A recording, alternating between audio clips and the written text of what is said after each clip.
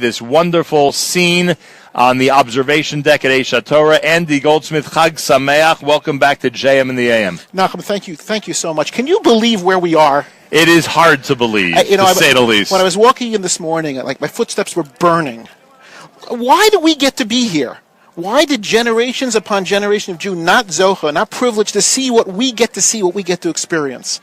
Wow! We have to have a kara tov to everyone. Oh, no question. For this, for absolutely everyone. I couldn't have said it better myself. We sometimes have to sit back and just consider all the people that preceded us, the generations and generations and generations that dreamt, that wrote about, that spoke about, that dreamed about, that just had Yerushalayim on their minds and in their hearts, but never were able to put their feet on Yerushalayim like you could and we could today. And 50 years later, Yerushalayim is accessible to us. The Kotel, Har HaBayit B'Yadeinu, as we'll hear later on. It is one incredible celebration. I don't like repeating items that we've discussed earlier. I don't always like, I should say, repeating items I've discussed earlier in the show later on, but I think it's important to reiterate something that I pointed out earlier. There are many organizations that made a concerted effort in good faith to announce to their lay leaders that they're going to be in Israel for Yom Yerushalayim. Many organizations, and as we always point out, naturally so, some organizations succeeded in doing that, others did not. Yours came through with flying colors, flying the blue and white colors. It's amazing that you opened up a mission like this for your AMIT lay leadership, and you're joined by all these people from so many different areas in celebrating Jerusalem. Why, for your group, did this work so well and what seems to us so easily? There is no more passionate lovers of Israel, people who are vested in the future of the state of Israel, than the AMIT family. We're 50,000 strong across the United States and Europe. 50,000. And it's not new. For 92 years we've been doing this, right. And what is so healthy about us is we've evolved along with the state of Israel. You and I grew up with the narrative that if we didn't support Israel, Israel wouldn't survive. Right? And that's the narrative that for 69 years that we have spoken over again and again and again. And the reality is it's just not true. This is startup nation. Besides the United States, this is the largest number of startups anywhere in the world, this tiny little country. We didn't have any natural resources, so we developed Jewish brains. And that's our chief export. So it's startup nation. It's a growing in wealth. It's a military superpower. Look around. There's not much left. Yes, there's the Iranians, but there's little you and I can do about it. Right. So the question that AMIT focuses on isn't just helping Israel survive. It's going to survive fine without us. Is what do we want Israel to look like 5 years, 10 years, 20 years from now? And that's the role as an American lover of Israel, as an American Zionist, that we can play. That's where we really get to have a say, because it's a wonderful country, but it's not a perfect country. There are problems here of bigotry, of racism, of misogyny. When you take so many cultures, so many different ethnicities, and put them together, you're going to have issues, just because there are so many differences. And that's where we really make an impact. If we want to have an Israel that we can be proud of, that 5 years from now we're able to say, wow, it's not just Israel, it's truly a light into the nations. That's the impact that AMIT is having today in Israel. Andy Goldsmith is with us. It's funny, we spent a good portion of our conversation today talking about what you just described as Jewish brains being the resource of Israel. It's those Jewish brains that develop apps, that bring us high-tech industry, that have such an impact when it comes to the Israeli military. And now you see what's happened. Countries all around the world are coming to Israel, begging for certain technologies, wanting to know what Israel has done in certain areas that they can incorporate into their countries, into their lives. It's incredible to watch everybody gravitate to the state of Israel to get what they need back home. Nobody envisioned this 50 years ago. It's unbelievable. It's unbelievable how the technology is crossing every barrier.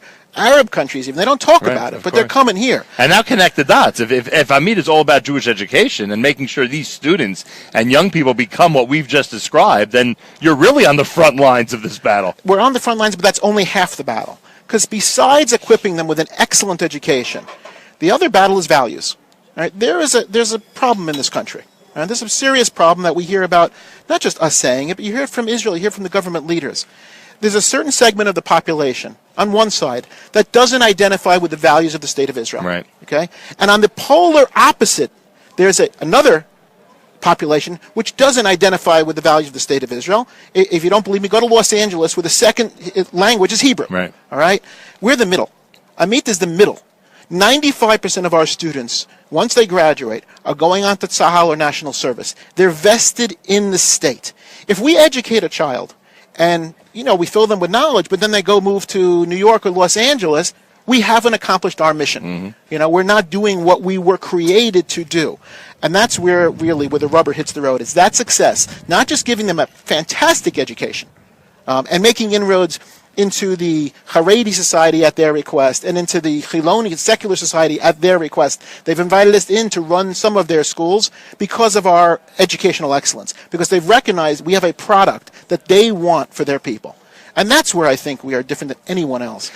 Who serves as president of AMIT today? Debbie Moed, my and president. And we're going to meet Debbie coming up. Why is it that every time it seems I meet personally or have on the air any representative of AMIT, it seems that the organization has been part of their family for generations? I speak to a lot of organizations over the years. You know this. Speak to a lot of people. And you meet people who have just gotten involved, those who are involved maybe for 5 years. Here it seems that you're bringing people to us who are, significant in the lay leadership role already, but they've been involved in some way from young childhood. We suspect there's a genetic marker, not yet that we've discovered that is the AMIT. Or as one of my colleagues likes to joke, the AMIT is like the mafia. Once you're in, your family is in. But the truth is, and I'm going to sound like Al Gore now, we created social media, 92 years ago. The way people become involved in AMIT is a friend or a relative brings them to an AMIT function. Okay, we don't spend money on advertising, for the most part. We really don't. We put our money where we want to, in the kids of Israel. That's our investment. Where it belongs. You'll rarely see an AMIT newspaper ad, very rarely. And that's a decision that we made, a very proactive decision. We want to put money where it counts.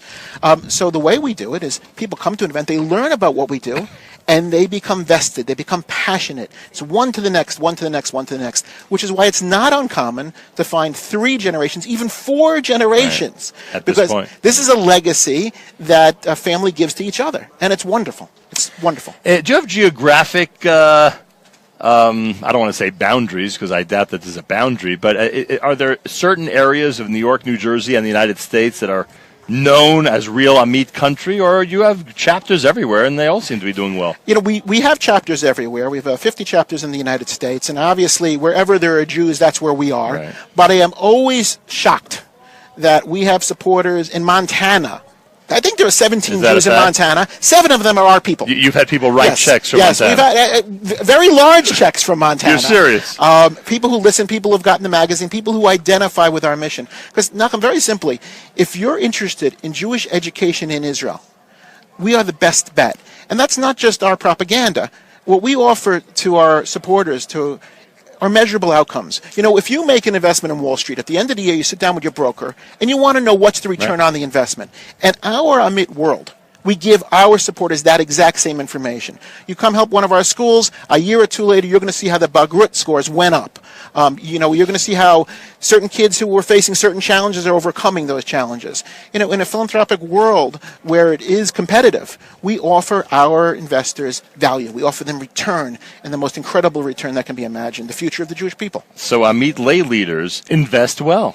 Simple as that. Thank God. They're good investors. And not only that, they've kept investing. Yeah. We're standing on the shoulders of people who invested 92 years ago.